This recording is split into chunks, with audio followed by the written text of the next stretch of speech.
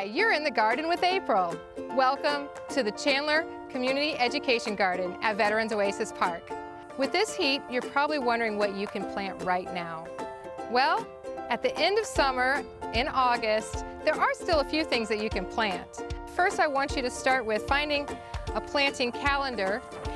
You can get this at University of Arizona Extension from Maricopa.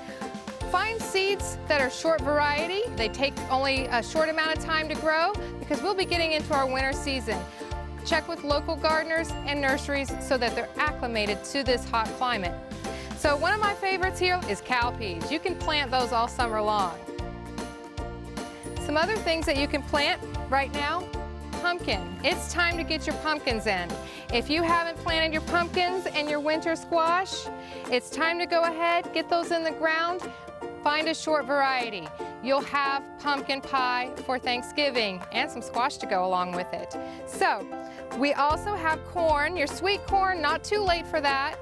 It is last bit of summer to do sweet corn. You'll want to do at least 14 to 20 plants in rows of 4. They need to be cross-pollinated, so don't do one long row. We want to get them in those rows so they can cross-pollinate. We also have peppers. If you want to do tomatoes and peppers, go ahead and plant them. I'd suggest maybe going ahead and putting them in a little container or doing them inside where they can get some shade for a little while till they're a little bigger and then put outside.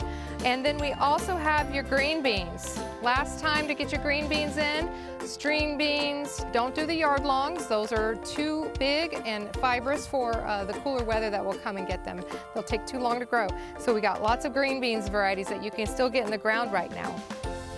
Now, also, I think one thing that people don't plant enough of is their carrots and your onions. You can do green onions right now and you can do carrots, but plant them at the base of plants so they're getting a little shade from the larger plants while they're seedlings as well.